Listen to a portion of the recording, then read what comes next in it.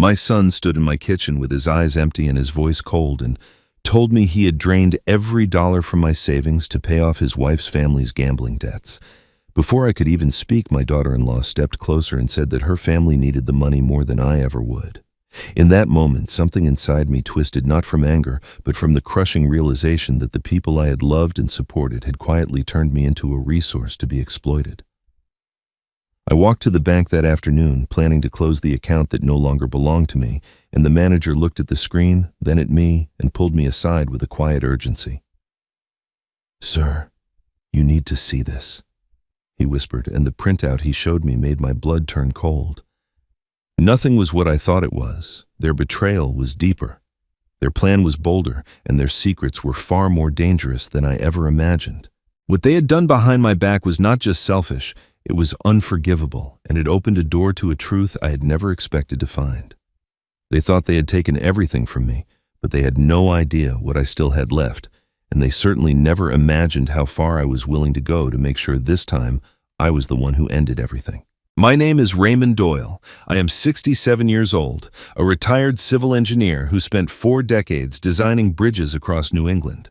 I built things meant to last steel and concrete structures that would carry families safely across rivers and valleys long after I was gone. I never imagined that the foundation of my own life could crumble so quickly, or that the people I trusted most would be the ones to break it. The morning it all began was cold even for Vermont in late November. Frost clung to the windows of the house I had shared with my wife Eleanor for 41 years. She passed 2 years ago, taken by cancer that moved faster than any of us expected.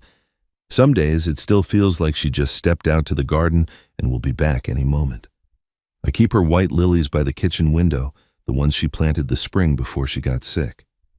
Every morning, I water them and talk to her photograph on the mantel. I tell her about the weather, about what I'm planning to cook for dinner, about the cardinals that visit the bird feeder she hung from the old oak tree. It probably sounds foolish to anyone listening, but those quiet conversations keep her close. They remind me that love doesn't end just because someone is gone. That particular morning, I sat at the kitchen table with my laptop open, a cup of black coffee cooling beside me. I needed to pay the electric bill and check on my savings account, a routine task I had done hundreds of times before. My finances were modest but sufficient: the pension from my engineering career, Social Security, and the $47,000 I had saved over the years for emergencies, and eventually to leave something behind for Daniel, my only son. I typed in my password and waited for the screen to load. The sound of a car pulling into the driveway interrupted me. I wasn't expecting anyone. Through the window I saw Daniel's silver sedan, and my heart lifted for a moment. He didn't visit often, maybe 3 or 4 times a year since Eleanor's funeral. He lived 2 hours south with his wife Sabrina and their daughter Emily. I understood that life was busy, that young families had their own demands. Still, I missed him. I missed the boy who used to help me in the garage, handing me wrenches and asking endless questions about how things worked. I opened the front door before they reached the porch. Daniel looked different. His shoulders were tense, his eyes darting everywhere except toward mine. He mumbled a greeting and stepped inside quickly as if being watched. Behind him came Sabrina, and the air in the room seemed to change the moment she crossed the threshold. She walked in like she owned the place, her heels clicking sharply against the wooden floor. Eleanor had refinished herself 20 years ago. She didn't smile. She didn't ask how I was doing. She simply glanced around the living room with an expression I can only describe as appraising, like a buyer inspecting a property. "We need to talk," Sabrina announced, settling herself onto Eleanor's favorite armchair without being invited. Daniel remained standing, fidgeting with his coat zipper. "What's going on?" I asked, looking between them. "Is everything all right? Is Emily okay?" "Emily's fine," Daniel said quickly. "It's just, we're in a situation, Dad, a financial situation." Sabrina cut in before he could continue. "We're facing a crisis. Daniel's business has had setbacks and we need help. Family helps family, right?" Her voice was smooth, but there was something underneath it. Something cold and expectant, as if my agreement was already assumed. I felt uneasy, though I couldn't yet name why. "What kind of help are we talking about?" "We'll discuss the details," Sabrina said dismissively. "But first, maybe you should check your accounts. Make sure everything is in order on your end." Something in her tone made my stomach tighten. I walked back to the kitchen table where my laptop still sat open. I clicked refresh on the bank page. The numbers loaded, and for a moment I thought there must be a glitch, some kind of technical error. I blinked and looked again. The balance read $312.47. $47,000. Everything I had saved was gone. I scrolled through the transaction history with trembling hands. Transfer after transfer amounts ranging from a few hundred to several thousand, all made over the past 6 months. Accounts I didn't recognize. Authorizations I never gave. Daniel. I said, my voice barely steady. What is this? What happened to my money? My son couldn't meet my eyes. It was an emergency, Dad. We were going to pay it back. We just needed what? I turned to face them both. You took everything, without asking, without telling me. Sabrina didn't flinch. She watched me with calculating eyes, no trace of guilt or remorse on her face. If anything, she seemed almost amused by my shock. You should start thinking about your future, Raymond, she said, her smile thin and cold. You're not getting any younger. The silence that followed Sabrina's words hung in the air like smoke. I stood there, laptop still open on the table, staring at the woman my son had married. In that moment, I understood something I had refused to see for years. This was not a family emergency. This was not desperation. This was calculation, pure and cold, delivered with a smile that never reached her eyes. Let me explain something to you. Sabrina continued, crossing her legs and leaning back in Eleanor's chair, as if she had always belonged there. You're 67 years old. You live alone in a house that's too big for one person. You don't travel. You don't have expensive hobbies. What exactly do you need $47,000 for? Meanwhile, Daniel and I are raising a child. We have a mortgage. We have real responsibilities. I turned to my son, waiting for him to say something, anything in my defense. Daniel kept his eyes fixed on the floor, his jaw tight, his hands shoved deep into his coat pockets. He looked like a man who had rehearsed his silence, who had already decided that saying nothing was safer than speaking up. Daniel, I said quietly, look at me. He didn't. Sabrina filled the space his silence left behind. We're not the villains here, Raymond. We're trying to survive just like everyone else. And honestly, have you thought about what happens when you can't take care of yourself anymore? This house needs maintenance. The winters are hard. You're not young enough to keep shoveling snow and climbing ladders. She paused, tilting her head as if considering a business proposition. You should sell the house. Move into one of those assisted living places. They take care of everything for you, meals, cleaning, medical support. It would be better for everyone. Better for everyone. The phrase echoed in my head, each word a small knife. She wasn't suggesting this out of concern for my well-being. She was clearing the board, removing obstacles. In her eyes, I was not a father, not a person who had built a life in this house, who had raised a son within these walls, who had held his dying wife's hand in the bedroom upstairs. I was an inconvenience, an old man standing between her and whatever she truly wanted. This is my home, I said, my voice steadier than I expected. Eleanor and I built this life together. I'm not leaving. Sabrina's expression flickered just for a moment before settling back into that practiced calm. Well, she said, rising from the chair. Think about it. We'll be in touch. She looked at Daniel. Let's go. We've said what we needed to say. Daniel finally lifted his gaze, and for a brief second, I thought I saw something in his eyes. Shame, maybe, or the ghost of an apology he couldn't bring himself to speak. But then he turned and followed his wife to the door without a word. The screen door banged shut behind them, and I was alone in the house that suddenly felt colder than the November air outside. I sank into a kitchen chair and pressed my palms against my temples, trying to steady the storm inside my head. And then, unbidden, a memory surfaced. It was from years ago, maybe 5 or 6 summers past, when Eleanor was still healthy and the world still made sense. Maggie Collins. Eleanor's closest friend had come over for tea one afternoon. I'd walked in from the garage to find them huddled together at this very table, speaking in low voices that stopped the moment they noticed me. Just girl talk, Eleanor had said with a smile that didn't quite convince me. Later that evening, when we were alone, I asked her what they had been discussing. She hesitated before answering. I worry about Sabrina, she finally said. Something about her doesn't feel right, the way she looks at things, at people, like she's always measuring what she can take. I had dismissed it, then told her she was being overprotective, that Daniel was a grown man capable of making his own choices. Eleanor had nodded, but her eyes held a sadness I didn't understand at the time. Now, sitting in the silence she had left behind, I understood. She had seen it. She had tried to warn me, and I had not listened. I couldn't sit with these thoughts any longer. I needed answers, real answers, not the rehearsed excuses Daniel and Sabrina had offered. I grabbed my coat and keys and drove to the bank, the same branch where Eleanor and I had opened our accounts 30 years ago. The roads were quiet, the trees bare against the gray skin. As I pulled out of this driveway, I glanced in the rearview mirror. Sabrina stood at the living room window, phone pressed to her ear, speaking urgently to someone. She wasn't watching the road. She was watching me. The bank was nearly empty when I arrived, just a few customers at the teller windows and the soft hum of fluorescent lights overhead. I approached the main counter, ready to demand an explanation for the unauthorized transfers, ready to fight if necessary. But before I could speak, a man in a dark suit stepped out from a side office. He was perhaps 10 years younger than me, with graying hair and a serious expression that suggested he had been expecting me. "Mr. Doyle," he said quietly, glancing around to make sure no one else was listening. "My name is Gerald Whitman. I'm the branch manager." He placed a hand gently on my arm and lowered his voice further.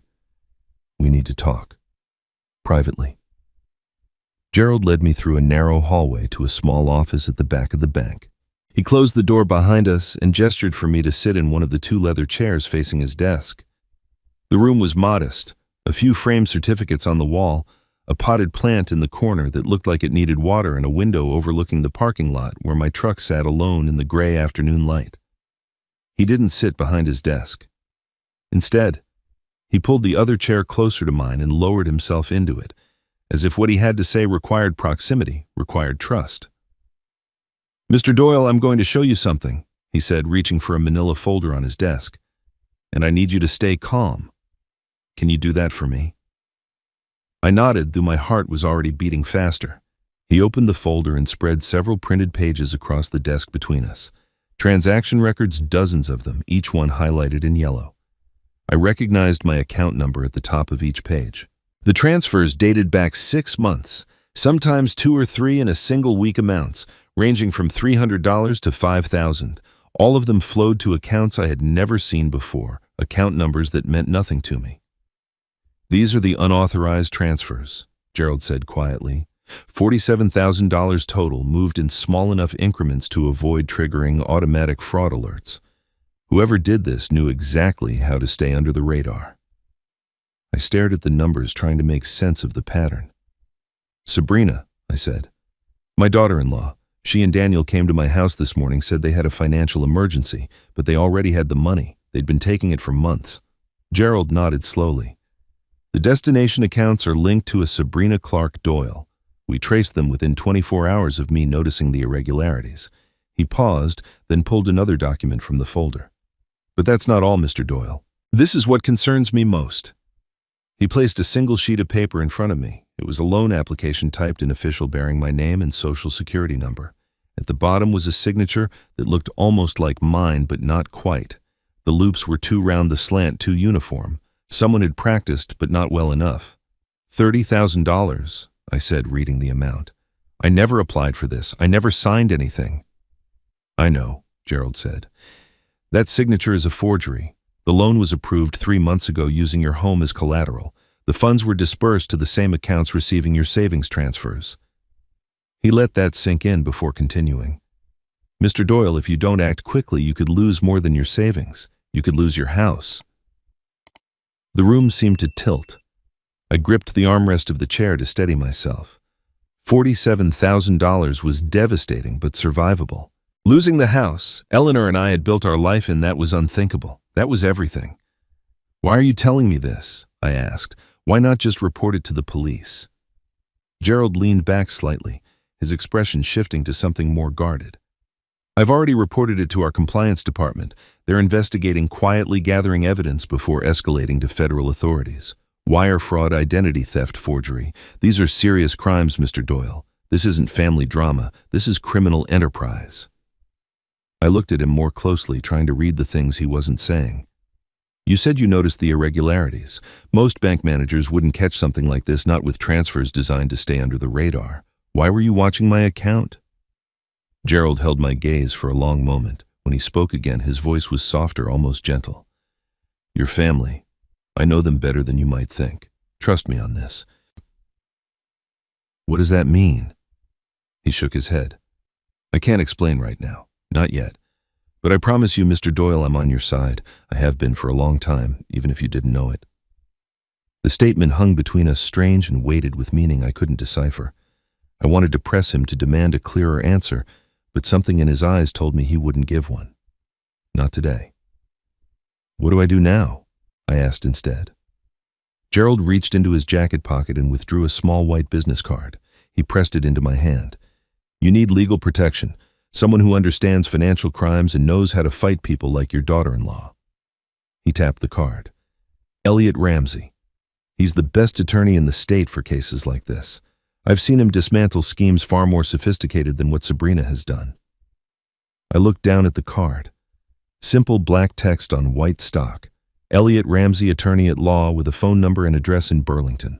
Call him today, Gerald continued. Don't wait. Don't try to handle this yourself or confront Sabrina directly. People like her, they're dangerous when cornered. They'll destroy evidence, lie to authorities, turn your own family against you if they can. I slipped the card into my coat pocket, feeling its slight weight like a lifeline thrown across dark water. Thank you, I said. I don't understand why you're helping me, but thank you. Gerald stood and extended his hand. I shook it, and he held on a moment longer than necessary. Mr. Doyle, he said quietly, his eyes meeting mine with an intensity that made me pay attention. Your wife would have wanted you to call him.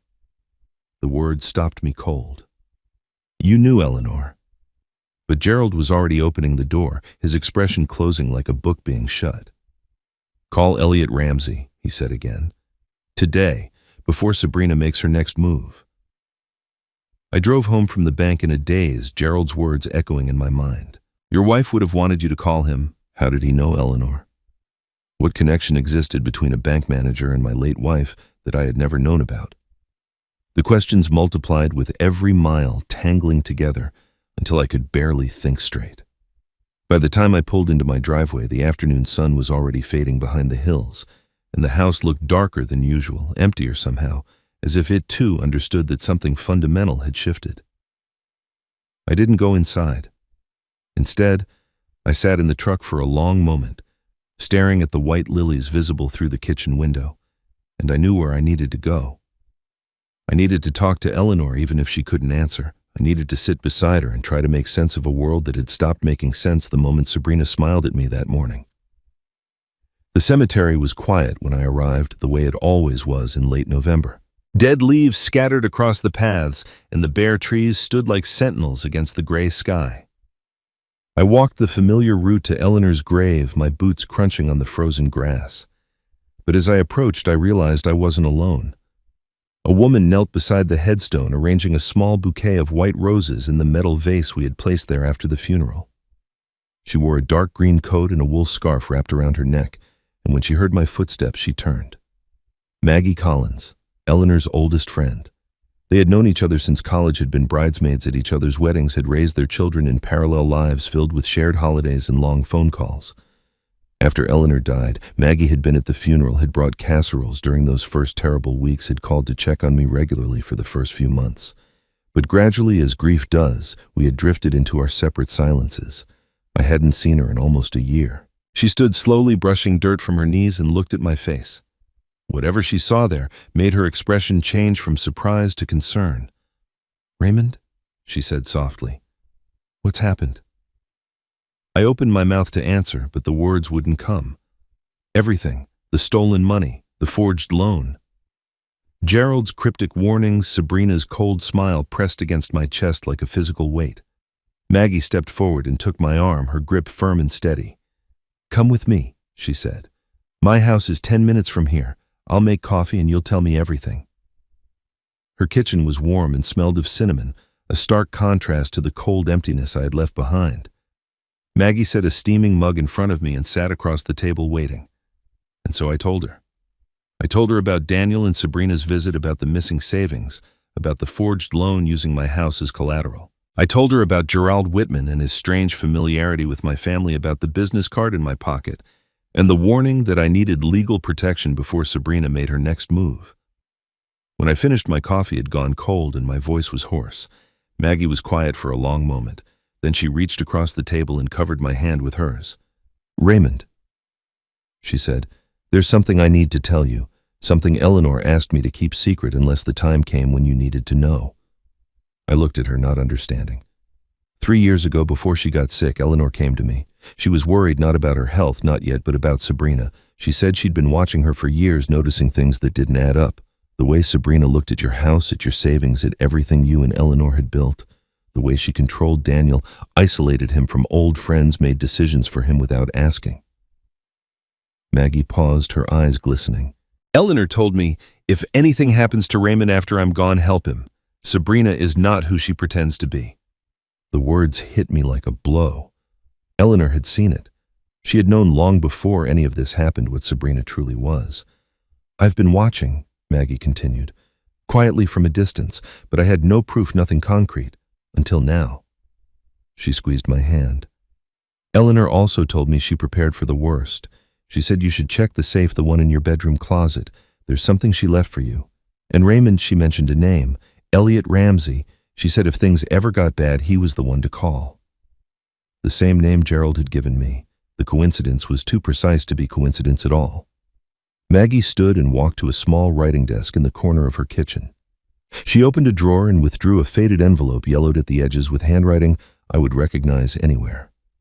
Eleanor's handwriting.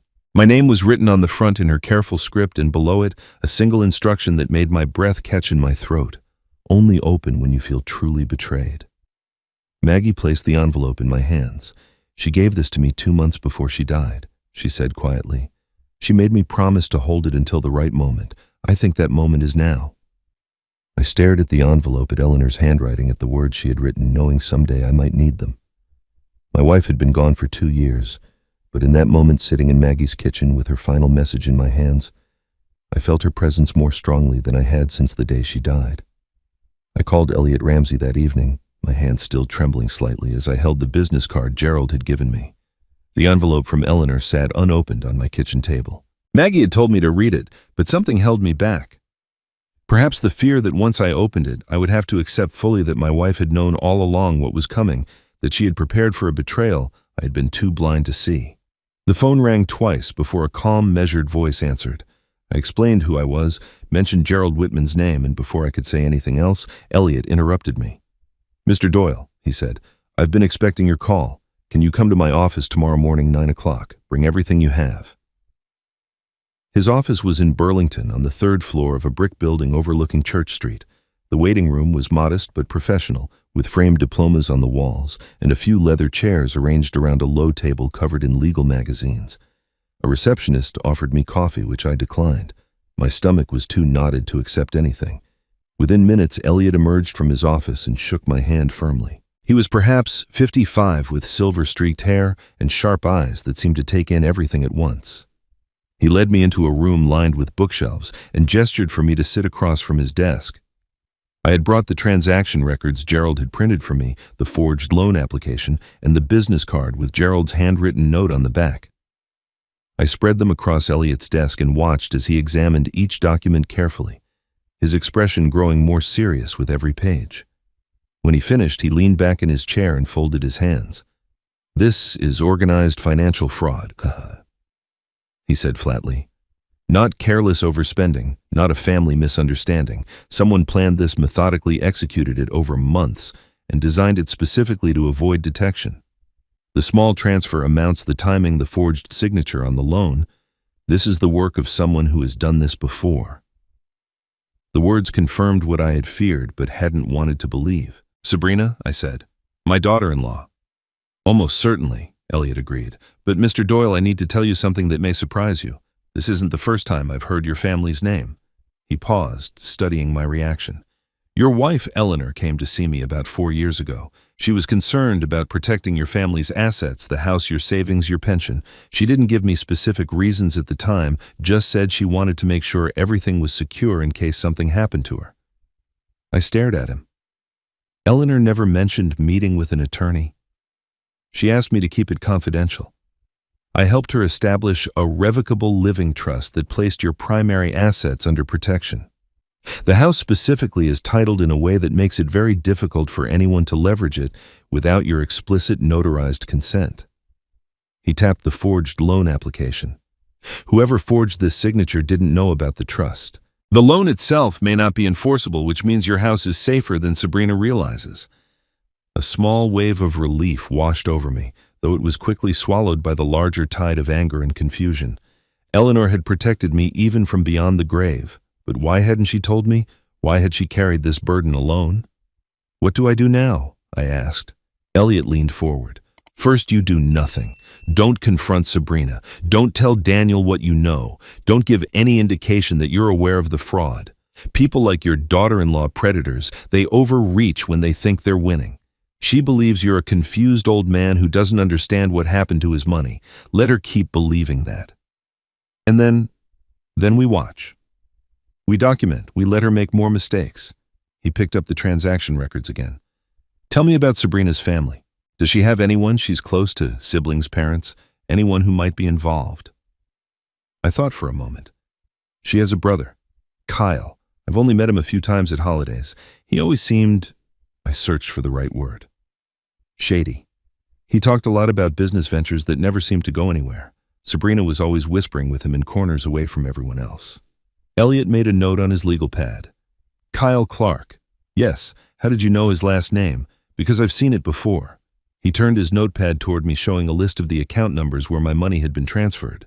2 of these accounts are registered to a Kyle Clark. The transactions aren't just flowing to Sabrina, they're flowing through a network.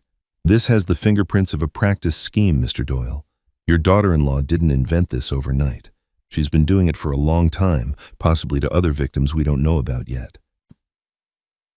The realization settled over me like a cold fog. Sabrina hadn't just stolen from me. She was part of something larger, something organized, and my son was either complicit or trapped in the middle of it without understanding what he had married into. What happens next? I asked. Elliot set down his pen and looked at me with an expression that was almost predatory in its focus. Tonight, he said, she'll make another mistake, and we'll be watching. Elliot was right. Sabrina made her next mistake within 48 hours, though I didn't realize it immediately. It started with something small, an uneasy feeling I couldn't quite name. Every time I left the house that week, I had the sensation of being watched. When I drove to the grocery store, a car that looked like Daniel's sedan appeared in my rearview mirror, then turned off before I could be certain. When I walked to the mailbox, I noticed a vehicle parked at the end of my street that I didn't recognize. I told myself I was being paranoid, that the stress of everything was making me see threats where none existed. But Elliot had taught me to trust my instincts, so on a cold Thursday morning, I decided to check. I found it under the rear bumper of my truck, attached with a magnetic case no bigger than a deck of cards, a GPS tracker. Someone had been monitoring my every movement, and I knew exactly who that someone was. I photographed the device without touching it, then called Elliot immediately. He instructed me to leave it in place for now to let Sabrina believe her surveillance was undetected. Let her think she's in control, he said. The more confident she feels, the more careless she'll become. The next day, I drove to the bank to speak with Gerald about the ongoing investigation. I had barely stepped through the front doors when I heard her voice behind me, sharp and demanding. Sabrina strode into the lobby like she owned the building, her heels clicking against the marble floor. Her expression fixed in that cold mask I had come to recognize as her true face. She walked straight past me without acknowledgement and approached the main counter, demanding to speak with the branch manager about family accounts. Gerald emerged from his office, his face calm and professional. I'm sorry, Mrs. Doyle, he said, his voice carrying just enough for me to hear. Account information is only available to the account holder or individuals with documented authorization. I don't have any such authorization on file for you. Sabrina's composure cracked just for a moment. This is ridiculous. My father-in-law is elderly. He needs family support to manage his finances. I'm trying to help him. Then I suggest you ask Mr. Doyle to add you as an authorized user, Gerald replied smoothly. Until then, I can't assist you. She turned and saw me standing near the entrance. Our eyes met and something flickered across her face. Surprise, then calculation, then that familiar cold smile. "Raymond," she said sweetly, walking toward me. "I didn't know you'd be here. I was just trying to sort out some confusion about the accounts. You know how complicated banking can be at your age." I said nothing. I simply watched her, letting the silence stretch between us, until she finally looked away. She left without another word, but I saw her glance back through the glass doors, her phone already pressed to her ear. That afternoon, Daniel called and asked if we could meet for coffee. His voice sounded different, tired, uncertain, nothing like the confident son I remembered from years past. We met at a small cafe in town, and when the waitress brought the check, Daniel reached for his wallet, then stopped, his face flushed red. "Dad, He couldn't finish the sentence. He stared at his empty wallet, his hands trembling slightly. Let me get it," I said quietly, placing a 20 on the table. "I'm sorry." The words came out barely above a whisper. "Sabrina handles all our money. She gives me $50 a week for expenses. She says that's normal in marriage, that wives manage household finances." He looked up at me, and I saw something in his eyes I hadn't noticed before. Shame, fear, confusion. "I don't even have access to our bank accounts. I don't know how much we have or where it goes. When I ask, she says I'm being controlling." I sat back, studying my son as if seeing him for the first time. This wasn't the behavior of a co-conspirator. This was something else entirely. Daniel wasn't Sabrina's partner in crime. He was her prisoner, trapped in a marriage that had slowly stripped away his autonomy until he couldn't even buy a cup of coffee without her permission. The anger I had felt toward him began to shift, replaced by something more complicated. Pity, grief, and a growing horror at what my son's life had become. "Daniel," I said carefully, "how long has it been like this?" He shrugged helplessly. "I don't know. It happened so gradually. First, she took over the bills because I was too busy with work. Then she started giving me an allowance because we needed to budget better. Now I have to ask permission to buy lunch." His voice cracked. "Dad, I don't know what's normal anymore." That evening, I brought the GPS tracker to Elliot's office. He documented it meticulously, photographing every angle, noting the make and model, preserving it in an evidence bag. Combined with the bank footage of Sabrina demanding access to my accounts, we now had documented proof of stalking behavior, surveillance, and harassment, a pattern that any judge would recognize. Elliot set down the evidence bag and leaned back in his chair, a grim smile spreading across his face. "She just handed us half our case," he said. "People like her can't help themselves." That night, after returning home from Elliot's office, I stood in front of the bedroom closet for a long time. Behind the winter coats and boxes of old photographs was the safe Eleanor and I had installed 20 years ago. A fireproof steel box bolted to the floor, where we kept important documents, her mother's jewelry, and the few things we considered irreplaceable. I hadn't opened it since Eleanor's funeral, when I retrieved her will and the deed to the house. The combination was her birthday numbers I would never forget as long as I lived. The envelope Maggie had given me sat on the dresser still unopened, but Eleanor's words echoed in my mind the instructions she had written to check the safe. I knelt on the closet floor, my knees protesting against the hardwood, and dialed the combination with trembling fingers. The lock clicked open, and I swung the heavy door wide. Inside, nestled among the familiar documents and velvet jewelry boxes, was something I had never seen before. A red envelope thick with contents, with Eleanor's handwriting across the front in her careful, elegant script. "For Raymond, when you need strength." My heart seized in my chest. She had placed this here without telling me, had hidden it among our most precious possessions, waiting for a day she prayed would never come. I carried the envelope to the bed and sat down heavily, staring at my name written in her hand. For a moment, I couldn't bring myself to open it. This was Eleanor reaching across the divide between life and death, speaking to me from a place I couldn't follow. Whatever was inside would change everything I thought I knew about my wife, my son, my family. But I had come too far to turn back now. I slid my finger under the seal and opened the envelope. Inside were two items. The first was a letter, several pages long, written on the cream-colored stationery Eleanor had used for important correspondence.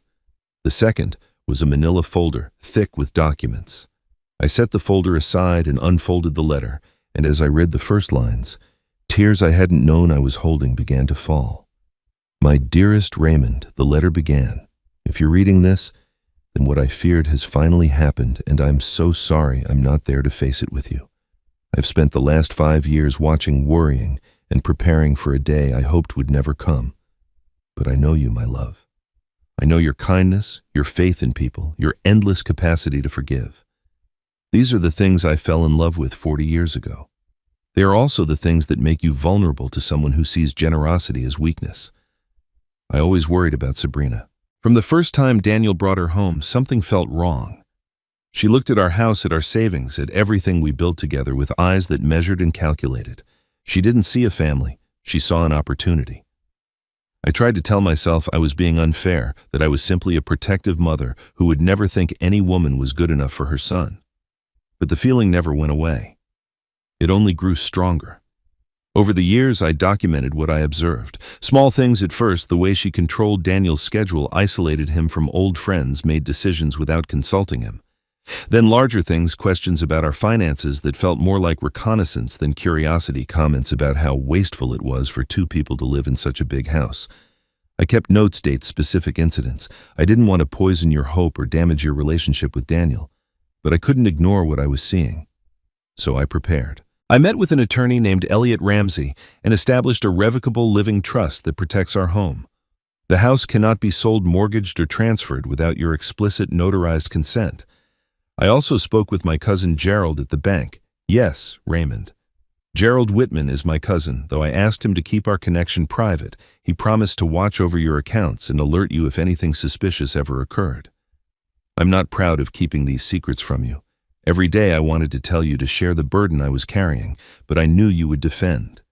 Daniel would give Sabrina the benefit of the doubt, would choose hope over suspicion. That is who you are, and I love you for it.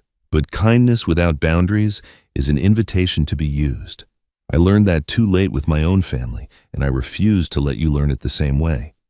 If you are reading this letter, then my fears were justified. Sabrina has done something to hurt you, and now you need to fight back. Do not be ashamed of that fight. Do not let guilt or love for Daniel prevent you from protecting yourself. You have worked your entire life to build something meaningful. You deserve to keep it. The folder contains everything you need. The trust documents, my notes on Sabrina's behavior over 5 years, contact information for Elliot and Gerald. They both promised to help you if this day ever came. Trust them, Raymond. They are good men, and they loved me too. I wish I could be there with you. I wish I could hold your hand and tell you that everything will be all right. But since I cannot, I leave you these words instead. You are stronger than you know. You are wiser than you believe. And you are loved by me always, even now, even from wherever I am watching over you. Fight for yourself, my darling. Fight for our home. And when it's over, live fully and joyfully, because that is what I want for you more than anything else in this world. Forever yours, Eleanor. I set down the letter and wept. Not the quiet tears I had shed at her funeral, surrounded by mourners and rituals. These were the deep, wrenching sobs of a man who finally understood how much he had been loved, how completely he had been protected, and how alone he was not.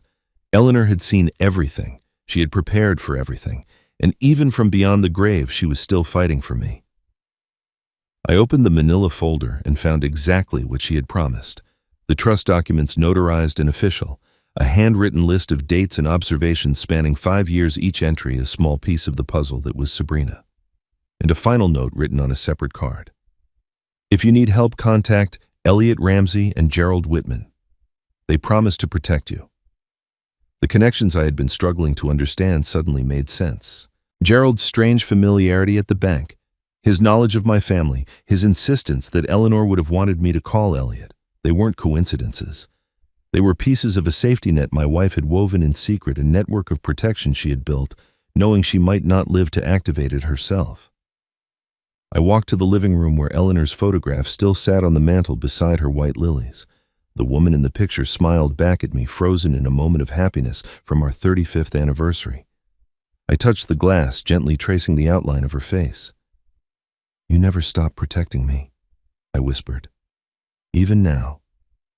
The days that followed Eleanor's revelation felt different. I moved through my routines with a new sense of purpose, watering her lilies each morning, not just as a ritual of grief, but as a promise that I would honor what she had built. I brought the manila folder to Elliot's office and watched as he studied Eleanor's meticulous notes, her careful observations spanning 5 years of watching Sabrina with the sharp eyes of a mother who sensed danger long before anyone else.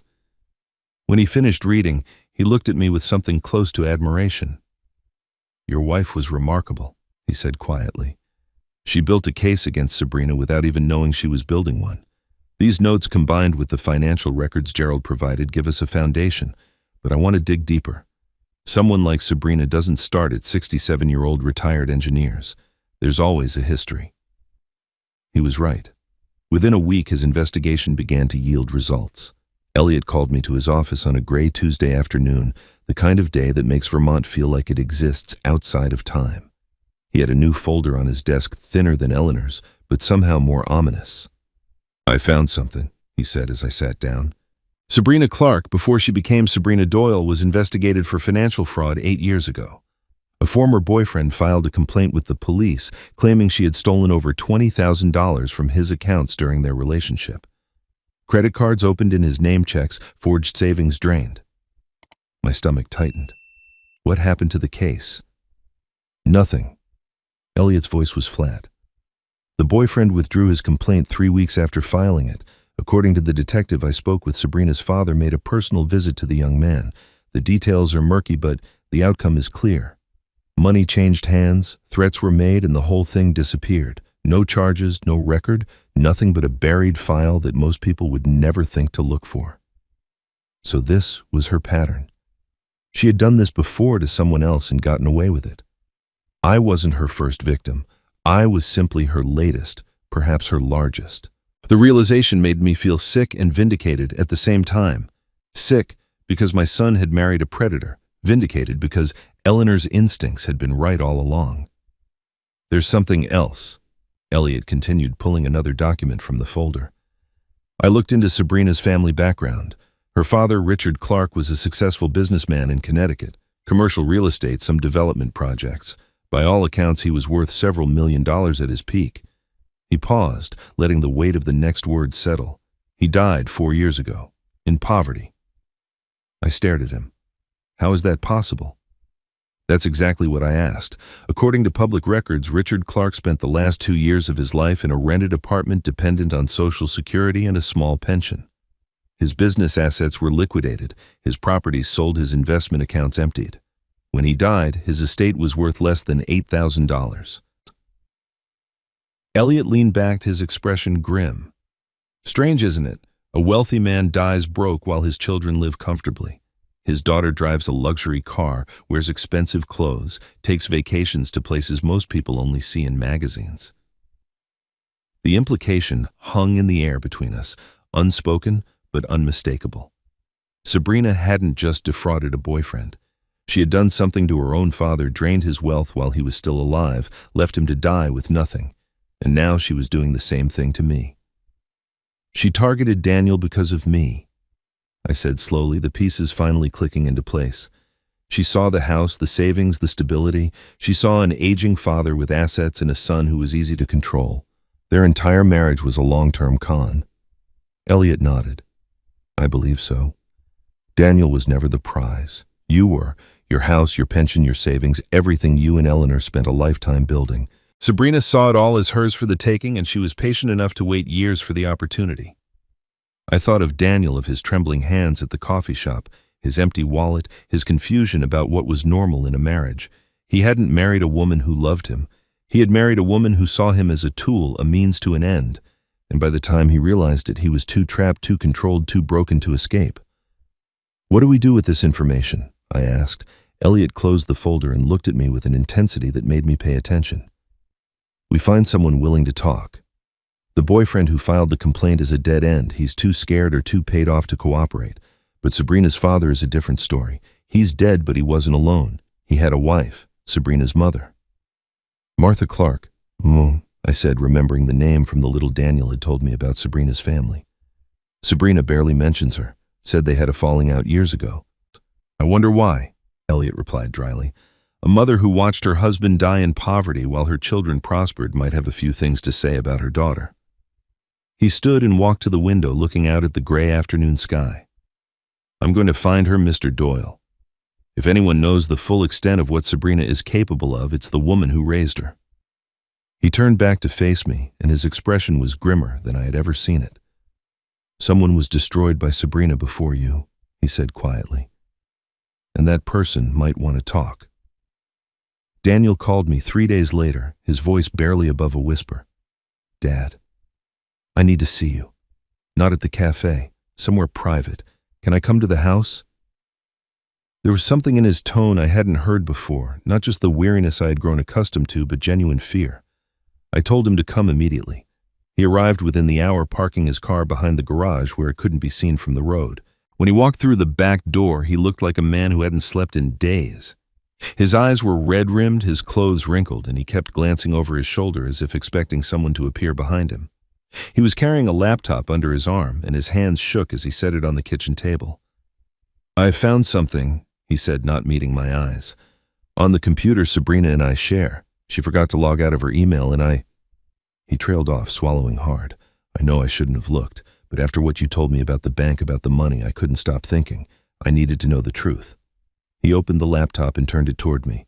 On the screen was an email dated 6 years ago, sent from Sabrina's personal account to an address I didn't recognize. The subject line was empty, but the message itself was short, brutal, and unmistakable. "Mom," it read, "I've made my decision. If I marry Daniel, his father's house is the key.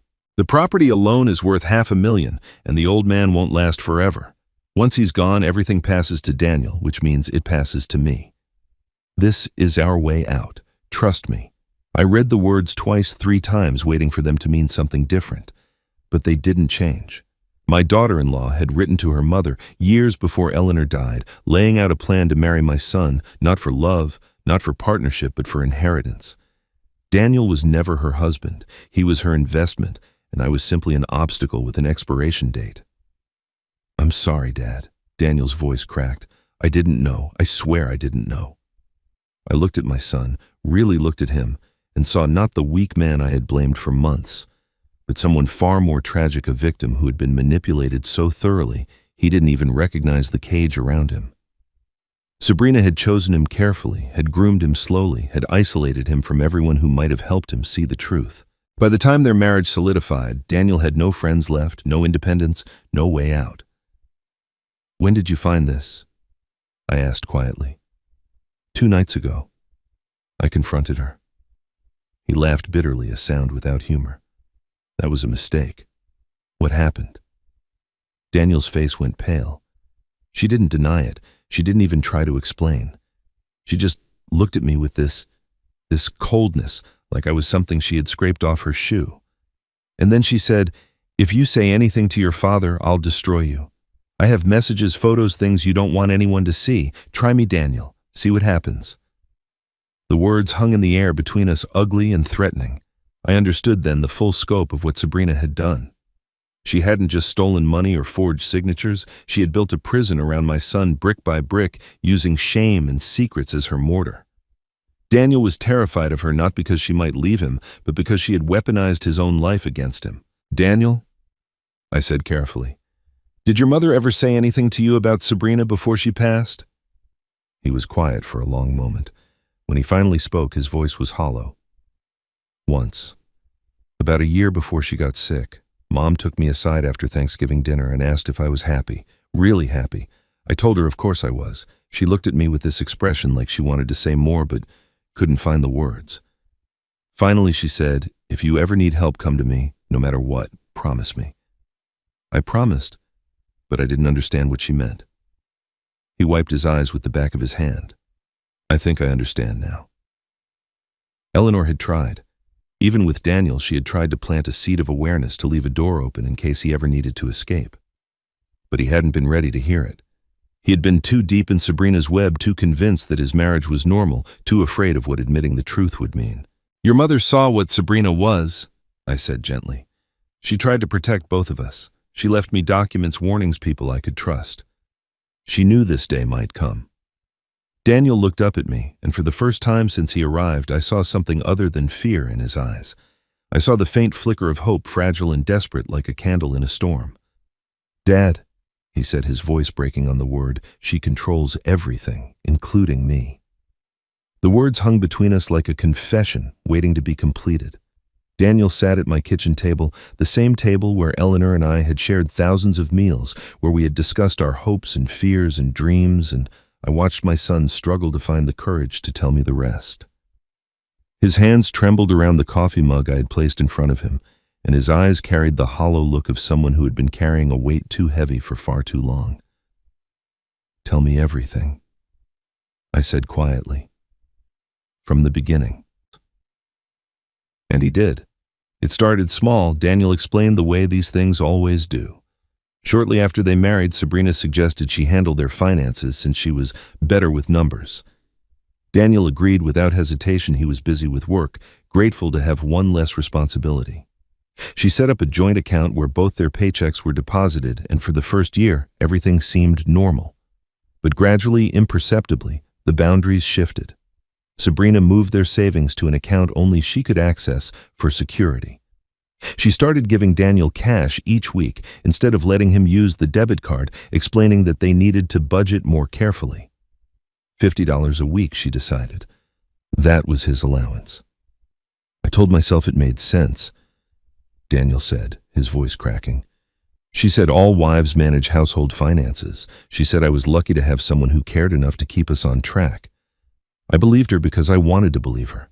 Because the alternative was admitting that my marriage was something else entirely. The control expanded from there. Sabrina monitored his phone, checking his messages and call history daily. She tracked his location through an app she insisted was for safety. She opened credit cards in his name without telling him, ran up balances he knew nothing about. When Daniel finally discovered the debt, $25,000 on 3 different cards, Sabrina convinced him it was his fault somehow, that he had agreed to it and simply forgotten. She made him feel crazy, made him doubt his own memory, his own perception of reality. "I owe $25,000 I never spent," Daniel said, the words coming out like broken glass. "I can't buy lunch without asking permission. I can't visit my own father without explaining where I'm going and when I'll be back. She reads my emails, listens to my phone calls, controls every aspect of my life." He looked at me with eyes that had finally stopped hiding. "I thought this was normal, Dad. She told me this was what marriage looked like, and I had nothing to compare it to. I didn't realize it was abuse until I saw her do the same thing to you." The anger I had carried toward Daniel for months, the frustration at his silence, his complicity, his failure to stand up for me dissolved in that moment like morning frost in sunlight. My son wasn't weak. He wasn't a co-conspirator. He was a man who had been systematically broken by someone who understood exactly how to exploit his trust, his love, his desperate need to believe that his wife was who she pretended to be. Sabrina had done to Daniel what she was now doing to me, only she had years to perfect her technique, years to erode his sense of self until there was nothing left but obedience and fear. I reached across the table and placed my hand over his. "This is not your fault," I said firmly. "None of this is your fault." Daniel broke. The tears he had been fighting finally won, spilling down his cheeks as his shoulders shook with silent sobs. I moved to the chair beside him and held my son the way I had when he was a child, when nightmares woke him in the darkness, and the only cure was his father's arms around him. We stayed like that for a long time, 2 men broken by the same woman finally finding their way back to each other. Later that day, I brought Daniel to meet Elliot. My son was terrified, convinced that any action against Sabrina would result in the destruction she had promised. But Elliot listened to his story with the careful attention of a man who had seen this pattern before, and when Daniel finished, the attorney leaned forward with something close to hope in his eyes.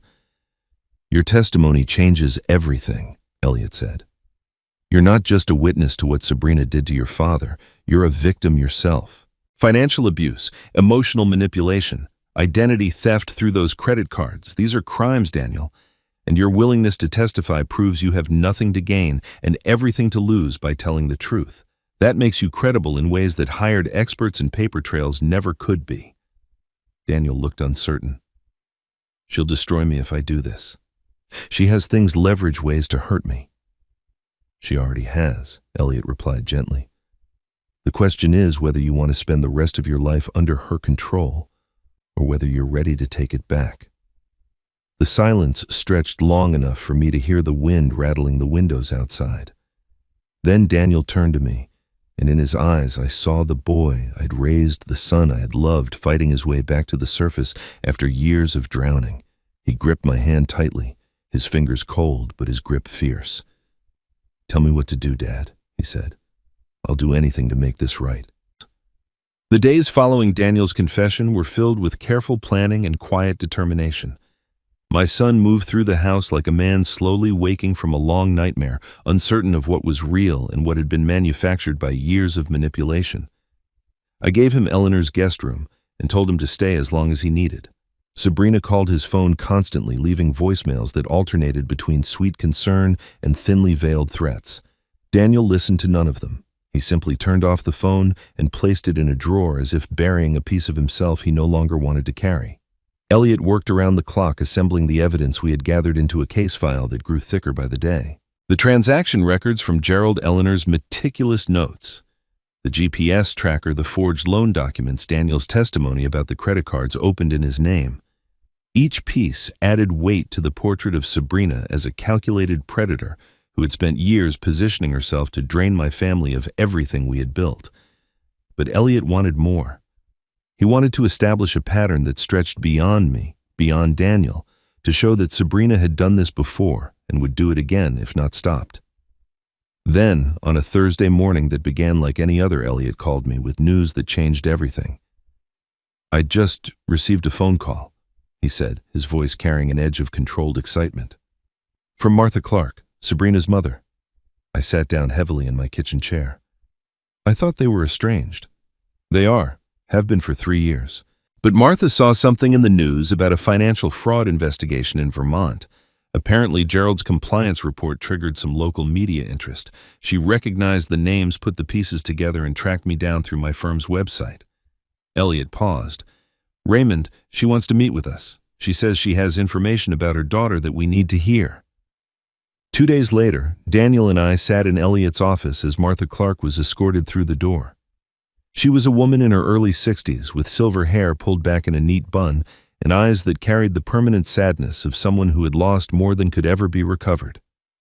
She moved carefully, as if the weight of what she was about to share made each step difficult.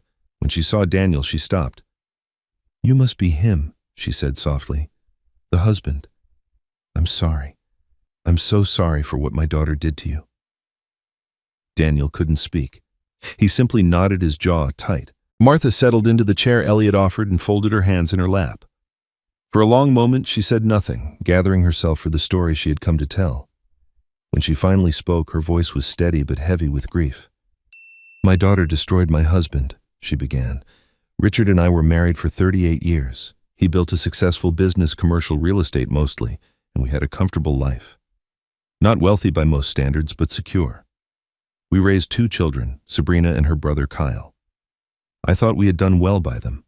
I thought they would grow up to be good people." She paused, her composure flickering. "I was wrong."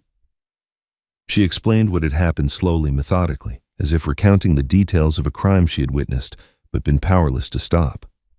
It started when Richard began showing signs of early dementia, small lapses in memory that the doctors said were normal for his age. Sabrina volunteered to help manage his affairs, and Richard, trusting his daughter, agreed. What followed was a systematic dismantling of everything he had built. She transferred his assets to accounts she controlled, Martha said. The business, the properties, the investments, all of it moved piece by piece over 2 years. Kyle helped her. They forged his signatures, manipulated his confusion, convinced him to sign documents he didn't understand. By the time I realized what was happening, there was nothing left. Richard died, owning nothing but the clothes in his closet and the shame of knowing his own children had betrayed him. The room was silent. Daniel stared at the floor, his face pale. I thought of Eleanor's notes, her careful observations, her certainty that something was deeply wrong with Sabrina. My wife had seen the predator beneath the surface. She had tried to warn us all. "I confronted them," Martha continued. "After Richard's funeral, I told Sabrina and Kyle I knew what they had done. Sabrina didn't even try to deny it. She looked at me and said, he was going to die anyway. Why should his money rot in a bank when we could use it? That was the last time I spoke to either of them, 3 years ago." Elliot leaned forward. "Mrs. Clark, do you have any documentation of what they did to your husband?" Martha reached into her purse and withdrew a thick envelope. "Emails," she said. "Messages Sabrina sent me over the years before and after Richard's death.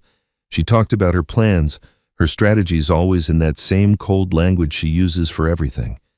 I kept them because I knew someday someone would need proof of what she is. She placed the envelope on Elliot's desk. I also have something else, something urgent. She pulled out a printed confirmation page. Sabrina and Kyle have booked flights to Toronto. They leave in 5 days, one-way tickets. The implications hit me like a physical blow. They were planning to run to take whatever money they had stolen and disappear across the border before anyone could stop them. All the evidence we had gathered, all the careful preparation would mean nothing if they escaped. Elliot took the confirmation page and studied it, his expression hardening. "They're liquidating what they can and fleeing," he said. "They know the walls are closing in." Martha looked at me, her eyes filled with a pain I recognized too well. "I couldn't save my husband," she said quietly. "But maybe I can help save you. Don't let her win, Mr. Doyle. Don't let her do to your family what she did to mine." Elliot stood and walked to the window, his mind clearly racing through options and timelines. When he turned back to face us, his expression was grim but determined. "They're running," he said. "We have 5 days to stop them." The next 5 days became a blur of legal filings, urgent phone calls, and sleepless nights. Elliot worked with a ferocity I had never seen before, assembling our evidence into an emergency motion that would be presented to a federal judge. Martha Clark stayed in Vermont, providing additional documentation and answering questions about her daughter's history of financial manipulation. Daniel remained at my house, alternating between moments of resolve and waves of guilt that left him sitting silently at the kitchen table, staring at nothing. I understood his conflict. Despite everything, Sabrina was still his wife. The woman he had married, believing she loved him, was about to have her life dismantled, and some part of him, the part that had spent years rationalizing her behavior, still struggled to accept the truth. On the morning of the 3rd day, Elliot filed the emergency injunction. The motion was comprehensive, detailing the pattern of fraud that stretched from Richard Clark's stolen estate to the money taken from my accounts. It included Gerald's bank records, Eleanor's documented observations, the forged loan application, Martha's emails, the flight confirmations, and Daniel's testimony about his own financial abuse. The evidence painted a picture of 2 people, Sabrina and Kyle, who had spent years systematically destroying their own father, and were now attempting the same scheme on a new victim before fleeing the country. The judge reviewed the motion within hours. By that afternoon, Elliot called with news that made me grip the phone until my knuckles turned white. "It's done," he said. The judge granted the injunction. All accounts linked to Sabrina and Kyle Clark are frozen as of 30 minutes ago. Their passports have been flagged. If either of them tries to leave the country, they'll be stopped at the airport. "We've cut off their escape route, Raymond. They're not going anywhere." I relayed the news to Daniel, who received it with a mixture of relief and dread.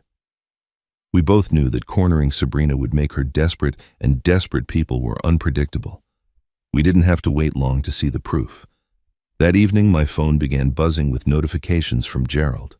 Sabrina had attempted to access my accounts 3 times in rapid succession, each attempt blocked by the security protocols Gerald had implemented weeks earlier. When direct access failed, she tried calling the bank, demanding to speak with the manager about her father-in-law's accounts. Gerald informed her calmly that she had no authorization and no legal standing, and that any further attempts would be reported to the authorities. She hung up without another word. But Sabrina wasn't finished. The following morning, Elliot forwarded me a series of emails that had been sent to Adult Protective Services, the local police department, and several news organizations. The messages, sent from an anonymous account, accused me of suffering from severe dementia and claimed that I was being financially exploited by unscrupulous attorneys and family members. The emails painted a picture of a confused old man being manipulated into making false accusations against his loving daughter-in-law. They called for an immediate investigation into elder abuse and demanded that my so-called evidence be dismissed as the ramblings of a deteriorating mind. Elliot traced the IP address within an hour. The emails had been sent from Sabrina's home computer using a proxy service that was easily penetrated by someone with the right technical resources. Her attempt to discredit me had only added another piece of evidence to the growing case against her evidence of witness intimidation and obstruction of justice. "She's panicking," Elliot said when he called to inform me. "Her money is frozen, her escape route is blocked, and her only play left is to attack your credibility. But she's doing it clumsily, leaving digital fingerprints everywhere. Every move she makes now only digs her hole deeper." On the 5th day, The trap closed completely. Kyle Clark arrived at Burlington International Airport at 6 in the morning carrying a single suitcase and a one-way ticket to Montreal. He had rebooked his flight without telling Sabrina, moving his departure up by 2 days in what could only have been an attempt to abandon his sister and save himself. But when he approached the security checkpoint, 2 federal agents were waiting. The arrest was quiet, efficient, and utterly devastating to Kyle's composure. According to the agent's report, he began talking before they even finished reading his rights. He asked about deals, about reduced sentences, about what he could offer in exchange for leniency. He was, as Elliot had predicted, exactly the kind of person who would sacrifice anyone, including his own sister, to protect himself. Sabrina learned of her brother's arrest 3 hours later when she tried to call him and found his phone disconnected. She drove to the airport, demanded information, and was informed that Kyle had been taken into federal custody on charges of wire fraud, identity theft, and conspiracy. She stood in the terminal, according to witnesses, completely motionless for several minutes, as if unable to process that her partner in every scheme, the brother who had helped her drain their own father's wealth, had fled without her and been caught. I was sitting in my living room that evening, watching the sunset paint Eleanor's lilies in shades of gold and orange, when my phone rang. Elliot's name appeared on the screen. "Kyle is talking," Elliot said, and I could hear the satisfaction in his voice. "He's been in interrogation for 6 hours, and he's giving them everything.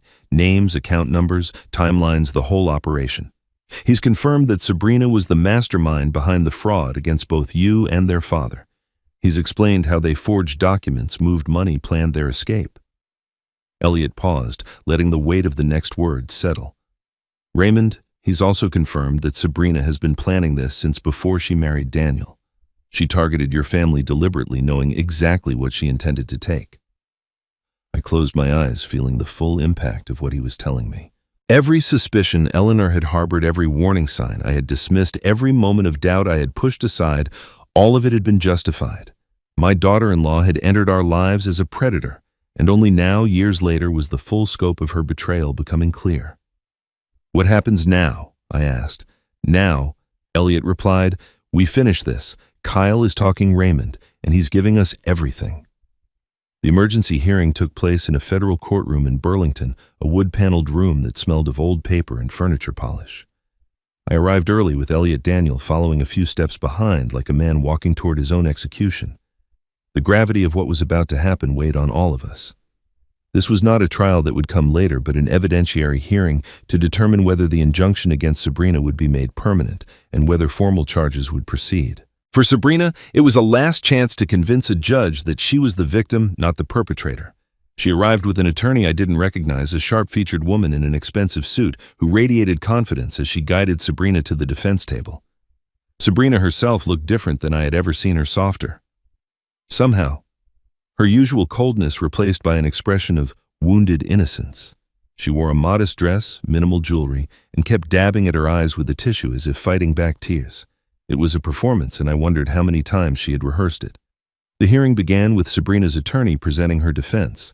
The argument was exactly what Elliot had predicted. I was an elderly man, possibly suffering from cognitive decline, who had voluntarily gifted money to my son and daughter-in-law during a difficult financial period.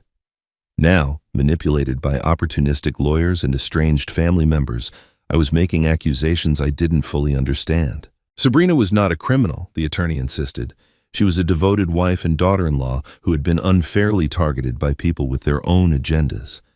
"My client has done nothing but try to help her father-in-law," the attorney declared, her voice thick with manufactured sympathy. "She managed family finances because Mr. Doyle asked her to. She visited the bank on his behalf because he found the process confusing.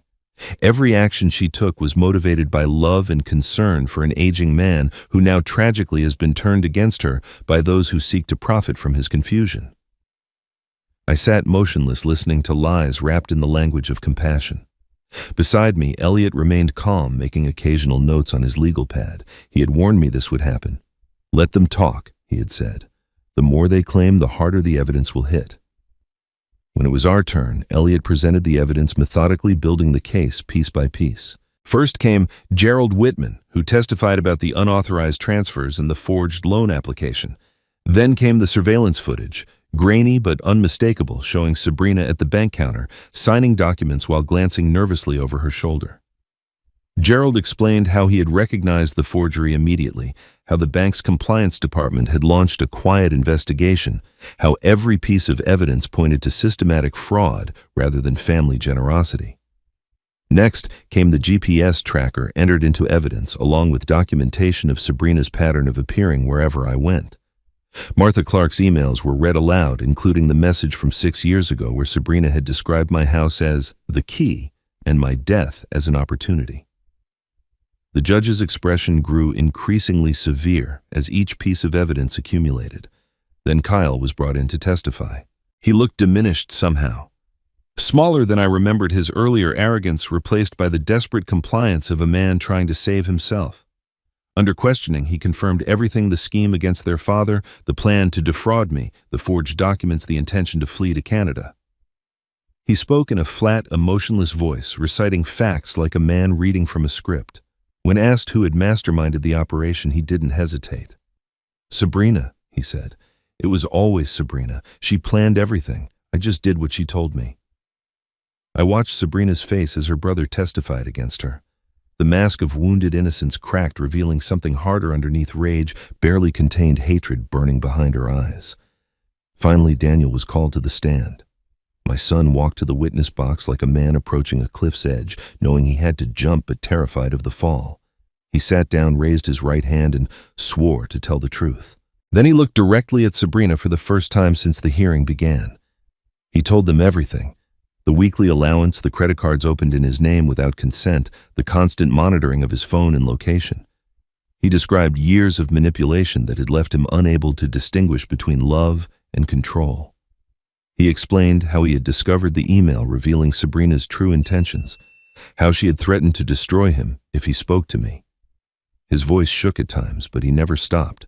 He testified against his own wife, knowing it would end his marriage, knowing it would expose his own failures, knowing there was no going back. Sabrina glared at him throughout her eyes, burning with a fury that made the air in the courtroom feel charged. Daniel saw the hatred in her face, the woman he had loved transformed into something unrecognizable, but he didn't look away. He held her gaze and kept speaking, kept telling the truth, kept choosing his father over his fear. When Daniel finished, the courtroom fell silent. Sabrina's attorney had no redirect, no way to repair the damage. The judge called for a brief recess, and as the bailiff began to escort Kyle back to custody, Sabrina finally broke. She stood abruptly, her chair scraping against the floor, and pointed at her brother with a trembling finger. "You betrayed me," she screamed, her voice echoing through the courtroom.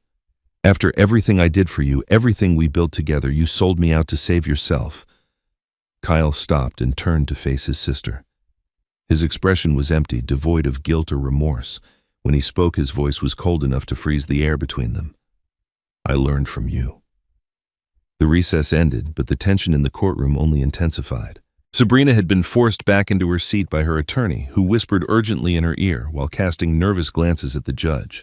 The outburst against Kyle had damaged whatever remained of Sabrina's carefully constructed image. The grieving daughter-in-law, the misunderstood wife, those masks had shattered, revealing the fury underneath. Now her attorney faced the impossible task of rebuilding credibility from ruins. When the hearing resumed, Sabrina's attorney made one final desperate play. She called for Gerald Whitman to be recalled to the stand and launched into an aggressive cross-examination designed to undermine everything he had testified. "Mr. Whitman," she began, her voice sharp, "you've presented yourself as a neutral banking professional simply doing his job. But isn't it true that you have a personal connection to the Doyle family, that your involvement in this case goes far beyond professional duty?" Gerald remained calm, his hands folded in his lap. "I'm not sure what you're implying." "I'm implying bias, Mr. Whitman. I'm suggesting that you targeted my client because of a personal relationship with Raymond Doyle, not because of any genuine concern about fraud." The courtroom grew quiet. I felt Daniel tense beside me, uncertain where this was heading. Elliot showed no reaction, but I noticed his pen had stopped moving across his notepad. Gerald looked at the attorney for a long moment, then turned to address the judge directly. "Your Honor, I'd like to clarify something for the record." He paused, and when he spoke again, his voice carried the weight of a secret finally being released. "Eleanor Doyle was my cousin. We grew up together in the same small town, attended the same schools, remained close throughout our adult lives. 5 years ago, when Eleanor learned she was dying, she came to me with a request. She asked me to watch over her husband's accounts after she was gone. She was worried not about Raymond's judgment, but about someone in the family who she believed posed a threat. A murmur rippled through the courtroom. Sabrina's attorney stood frozen, clearly not expecting this revelation. "I didn't break any banking rules," Gerald continued steadily. "I followed every protocol, reported every suspicious activity through proper channels, documented everything according to federal guidelines. But I also kept a promise to my cousin. I watched, I waited, and when the fraud began, I was ready." The judge leaned forward. "Mr. Whitman, why didn't you disclose this relationship earlier?" "Because Eleanor asked me not to, Your Honor. She didn't want Raymond to know she had arranged protection for him. She wanted him to live his remaining years without fear, without suspicion. She hoped her precautions would never be needed." Gerald's voice softened. She was wrong. But because she prepared, her husband had a chance to fight back. I sat in stunned silence as the full picture finally emerged. Eleanor hadn't just left documents in a safe or written letters of warning. She had built an entire network of protection, positioning people she trusted in places where they could help me when I needed it most. Maggie to watch over the family dynamics, Gerald to guard the finances, Elliot to provide legal defense, the red envelope and its contents as a final insurance policy. My wife had known she was dying, and instead of surrendering to grief, she had spent her remaining time constructing a safety net that would catch me years after her death. The revelation broke something in Sabrina. Whatever composure she had managed to recover evaporated completely. She stood abruptly, shoving her attorney aside, her face contorted with rage. "This is a conspiracy," she screamed, pointing at me, at Gerald, at Elliot. "They planned this together. They're all lying. I never forged anything. Raymond gave me that money. He wanted to help us. He's senile. He doesn't remember they're manipulating a sick old man." The judge banged her gavel. "Mrs. Doyle, sit down immediately." But Sabrina was beyond reason. That house should be mine. We waited years for him to die, and he just kept living. Eleanor was supposed to leave everything to Daniel, but she changed the trust. She cut us out. She stopped mid-sentence, realizing what she had just admitted. The courtroom went absolutely silent. Sabrina's attorney covered her face with her hands. Even Kyle, still seated in the witness area under guard, stared at his sister in disbelief. "She cut us out," Sabrina had said. "We waited years for him to die." The judge's voice was ice. "Mrs. Doyle, you have just made statements against your own interest in open court. I strongly advise you to stop speaking immediately." She turned to the bailiff. "Based on the evidence presented and the defendant's own admissions, I'm ordering Sabrina Clark Doyle held without bail, pending full trial on charges of wire fraud, identity theft, forgery, and conspiracy. Remove her from my courtroom." 2 bailiffs approached Sabrina, who finally seemed to understand what she had done. The rage drained from her face, replaced by something closer to shock. "No," she whispered. "No, wait, I didn't mean." The handcuffs clicked around her wrists. She struggled briefly, then went limp, allowing herself to be led toward the side door. As she passed Daniel, she stopped and looked at him with an expression that mixed hatred with something almost like grief. "You were supposed to love me," she said quietly. Daniel met her gaze without flinching. "I did. That was my mistake." The door closed behind her and she was gone. I stood slowly, my legs unsteady beneath me. The courtroom buzzed with murmured conversations, attorneys gathering papers, the machinery of justice grinding forward. But I heard none of it. I reached into my jacket pocket and felt the small photograph I had carried with me every day since Eleanor's funeral. Her face smiling up at me from our 35th anniversary, frozen in a moment of pure happiness. I held it against my chest, and for the first time in months, I breathed freely. 3 months passed before the full weight of justice finally fell. The trial had been exhausting weeks of testimony, evidence review, and legal arguments that dissected every aspect of Sabrina's scheme. I attended every day. Sitting in the same seat in the gallery, watching as the truth I had lived through was presented to 12 strangers who would decide my daughter-in-law's fate. Daniel sat beside me for most of it, though there were days when the testimony became too painful and he had to step outside to compose himself. I never blamed him for those moments. He was watching his marriage be autopsied in public, every manipulation and lie exposed under fluorescent lights. The verdict came on a gray February morning. Guilty on all counts: wire fraud, forgery, identity theft, stalking. The jury had deliberated for less than 4 hours, a speed that Elliot said reflected the overwhelming nature of the evidence. When the forewoman read the verdicts aloud, Sabrina sat motionless at the defense table, her face betraying nothing. Whatever fire had consumed her during the emergency hearing had burned out, leaving behind only ashes and silence. Sentencing followed 2 weeks later. The judge reviewed Sabrina's pattern of behavior, the destruction of her own father, the systematic abuse of her husband, the calculated fraud against me, and determined that this was not a crime of impulse or desperation. It was predation, methodical, and remorseless. 8 years in federal prison with no possibility of early release. Kyle, whose cooperation had been instrumental in securing the conviction, received 3 years. He would serve his time in a minimum security facility, emerging as a middle-aged man with nothing but the consequences of his choices waiting for him. The court also ordered full restitution. Every dollar stolen from my accounts would be recovered from the frozen assets Sabrina and Kyle had accumulated over years of fraud. The forged loan was declared void, my house protected exactly as Eleanor's trust had intended. When the final judgment was read, I felt something I hadn't expected, not triumph, but exhaustion. The battle was over. I had won. But victory tasted more like survival than celebration. Daniel was cleared of all involvement, officially recognized as a victim rather than a co-conspirator. The credit card debt Sabrina had accumulated in his name was discharged as fraudulent. He moved into an apartment in Burlington and began seeing a therapist who specialized in survivors of domestic abuse. The word felt strange when applied to my son abuse, but I had learned that control and manipulation leave wounds as real as any physical violence. Daniel was learning that too slowly, painfully rebuilding an identity that had been systematically dismantled over years of marriage. A week after the sentencing, a letter arrived at my house addressed in careful, childish handwriting. The return address was Daniel's new apartment, but the letter was from Emily, my 12-year-old granddaughter. I opened it with trembling hands, uncertain what to expect from a child whose mother had just been sent to prison. Dear Grandpa.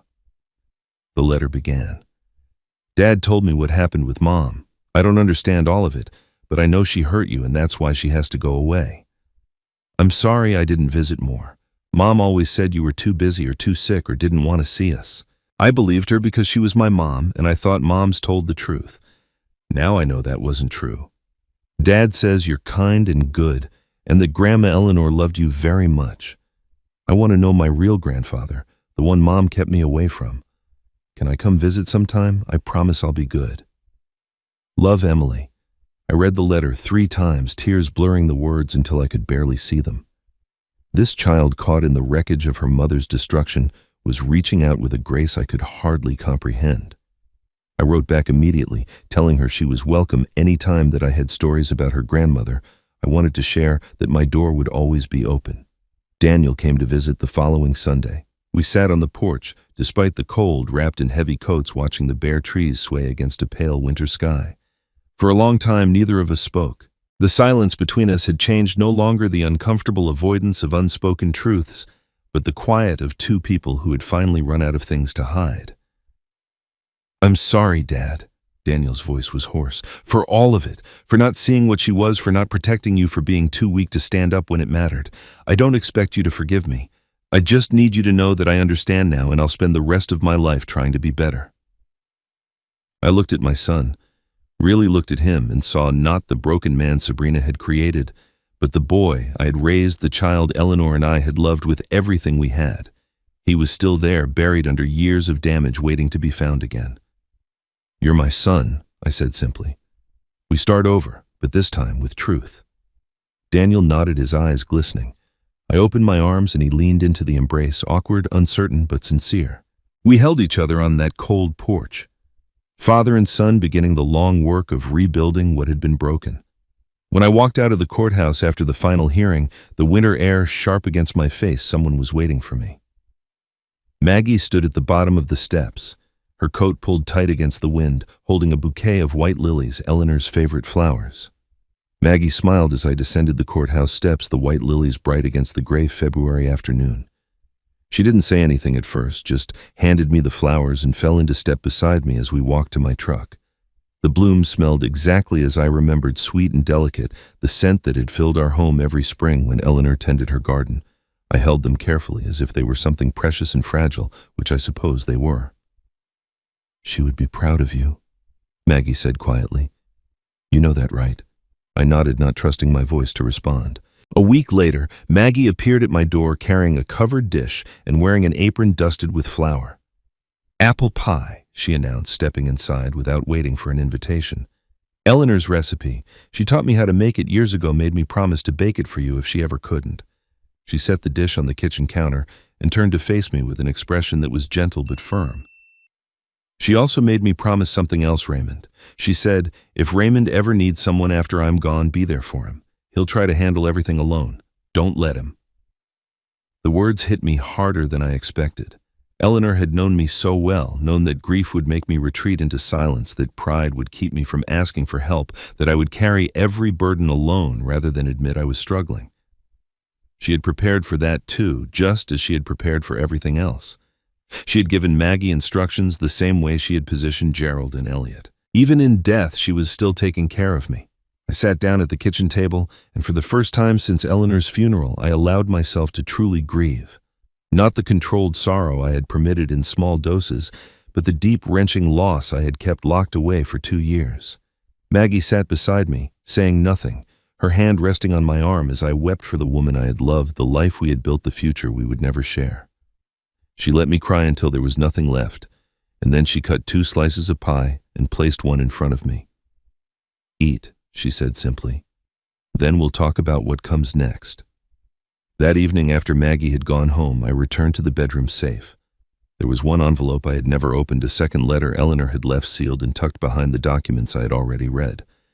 I had been afraid of it, afraid that reading her final words would somehow make her death more real, more permanent. But the fear felt distant, now softened by everything I had survived.